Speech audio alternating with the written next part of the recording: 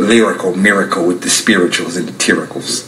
So I said, you know what? Let me let off the gas. Let me be more spiritual, lyrical, miracle. So I started trying other things, you know. Let me see if I can make words rhyme a bunch of times and, you know, just a bunch of shit. Let me make sure I stand on this side of the stage. Because you know, I don't want to do this type of shit no more. All right, whatever.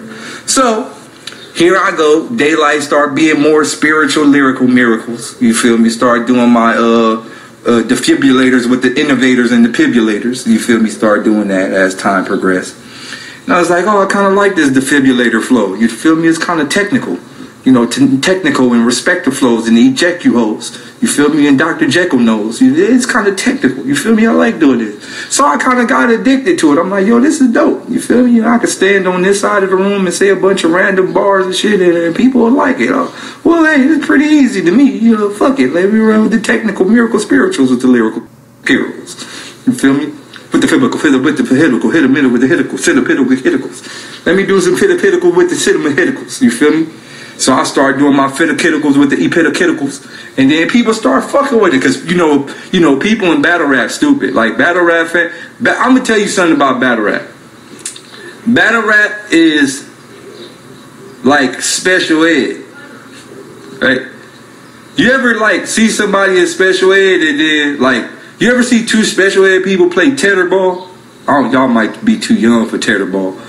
But you ever see, you know, when you hit the ball and they gotta go high and rap? You ever see two special ed people play tetherball and one of them hit the ball and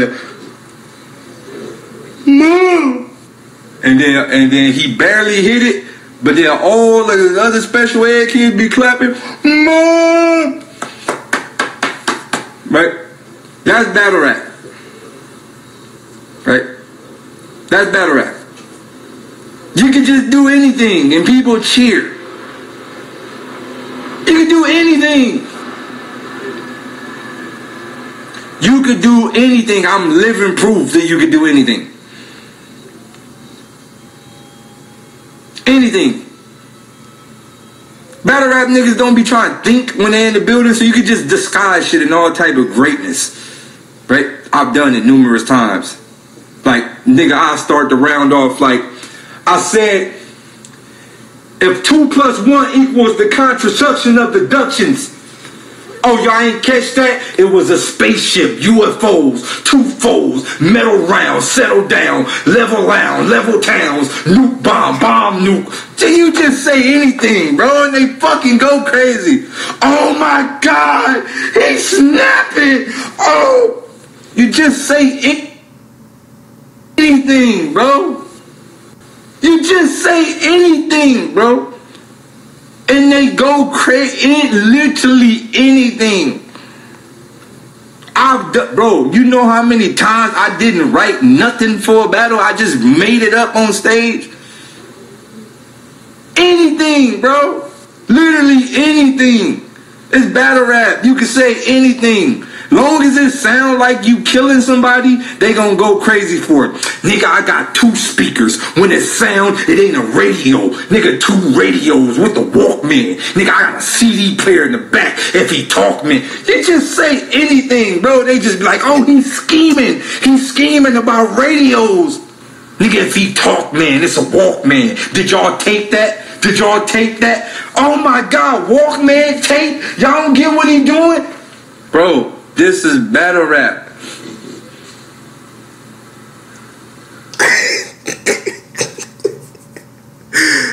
That motherfucking Daylyt a fool. Daylyt a fool, man. Hey, I was trying not to laugh, man, the whole time. It's hard not to with this nigga, man.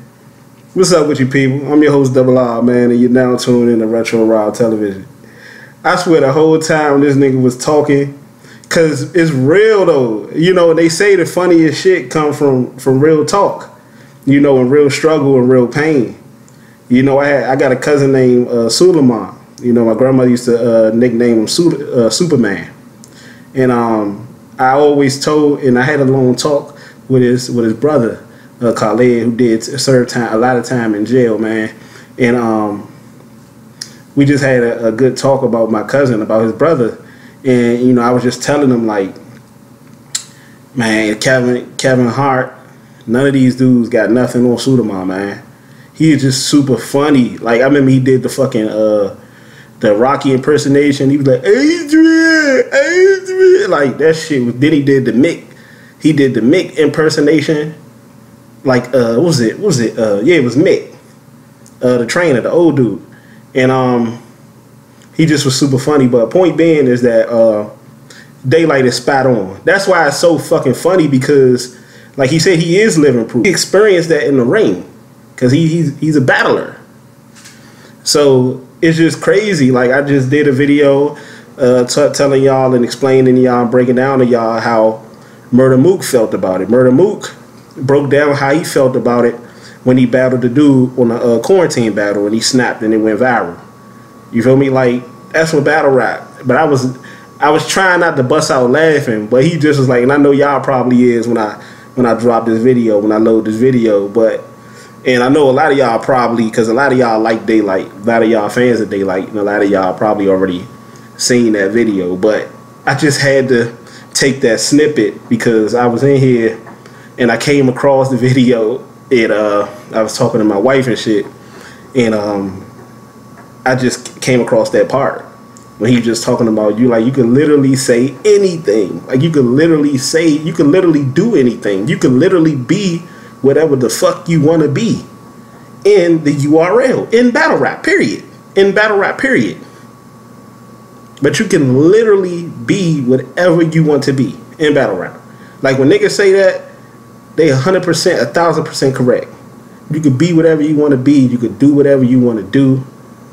You know, but we see it all the time. And I say this all the time. But when it comes a point in life, there always going to be a point where you're actually going to have to live up to all of the hype. You're going to have to actually be that person that you're portraying or perpetrating to be. And we've seen it so many times. We've seen it with Briz. We've seen it with Tekashi 6ix9ine. You know, you live that whole life in that persona until you're put in a situation where you have to actually display what you're perpetrating to be. So I just wanted to do that video. Also too, Swamp, I came across a video, I think it was Respect the Shooters, and Swamp was giving, and I respect Swamp, not only just the person, but I respect his take on things, his opinion on things, because he seems very humble. He seems very in tune. Like very in tune, very respectful.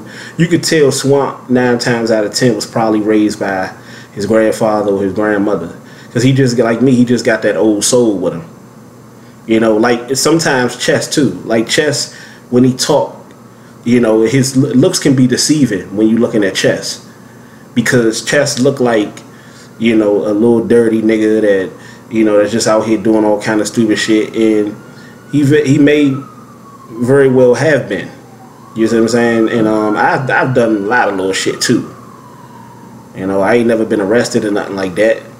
I ain't never was considered myself a quote unquote street nigga.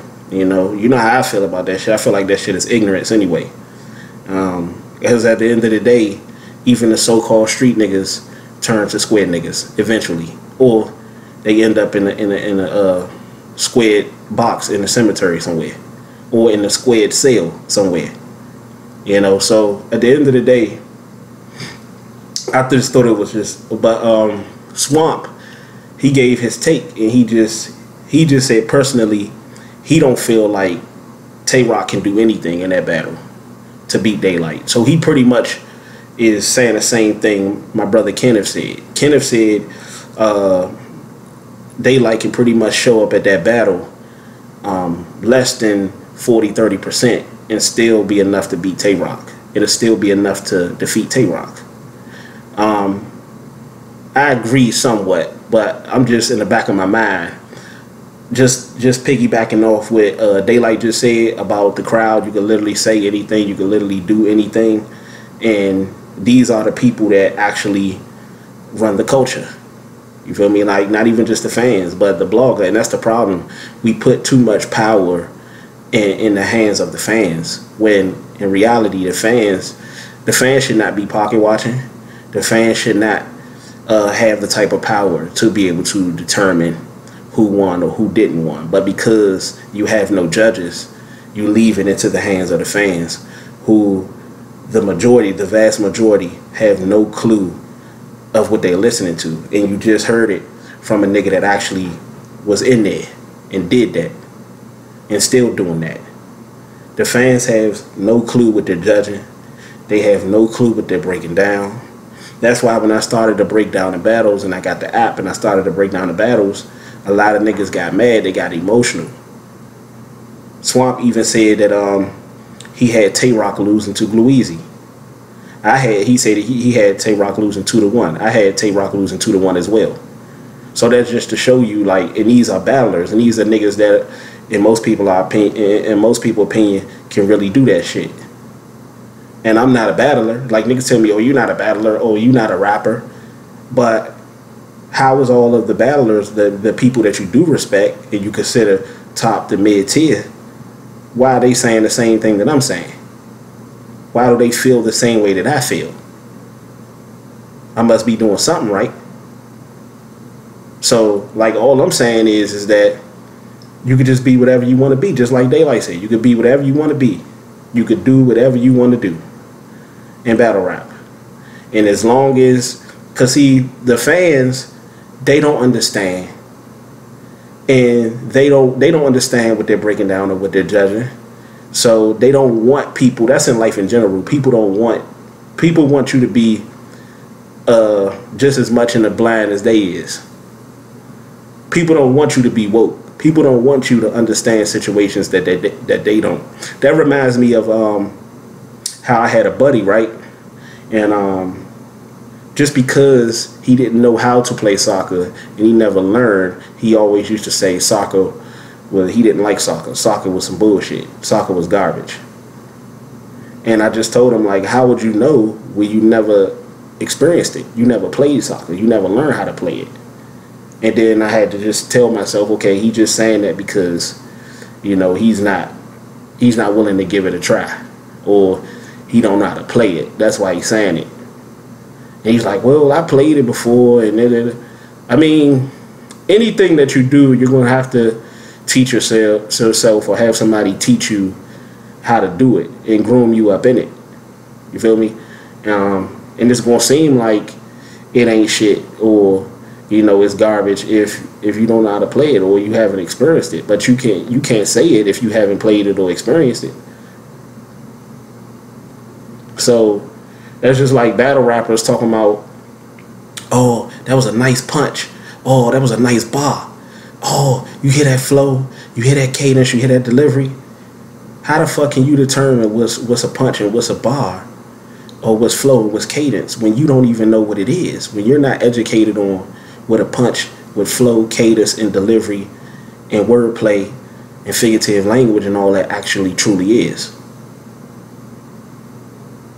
You see what I'm saying? So it's just crazy, and you know, and because the battle rap fans don't know how to understand that, or don't know how to determine or decipher what is the elements of rap, they don't want nobody else to.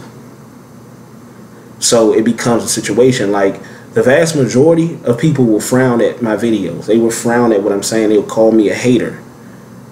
And they'll call me a hater because I'm not in the blind like them, or I don't choose to be in the blind like them. And all because they don't understand what I understand. So all of a sudden, and they are staying bars, they all of a sudden, I don't know what I'm talking about. I don't know what I'm talking about because you don't know what you're talking about, and you don't know what you're judging, and you don't know what you're calling what, and what you're calling who. You see what I'm saying? Like, people will say, oh, that was fire. Prime example, like I told y'all about the Saga joint with him versus B-Dot. And I just told y'all, like, B-Dot has that still the same steady flow. And it doesn't take rocket science. You know, it is right there in your face.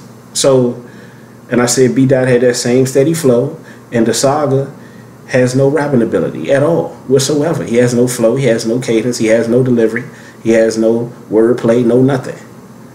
And it sounds like he's having an identity crisis. You know, but he's into the same discussion with all of the top tiers because they're pushing that position. I'll say, and I'm probably being generous, I'll say 75 to almost 80% of the top tiers don't deserve to be top tiers. And I'll say about 65 to 70% don't even deserve to be in battle rap, period. Because they're not really battle rappers. That's just how I feel, but I just had to say that. But I found it interesting that Swamp said he's not even giving Tay Rock a chance. A lot of people not. And you know, in a perfect world, I wouldn't. But we're not in a perfect world, and we're not dealing with perfect people, and we're not dealing with people that speaking with logic and thinking logically. You know, and actually are educated on what it is they're actually looking at in their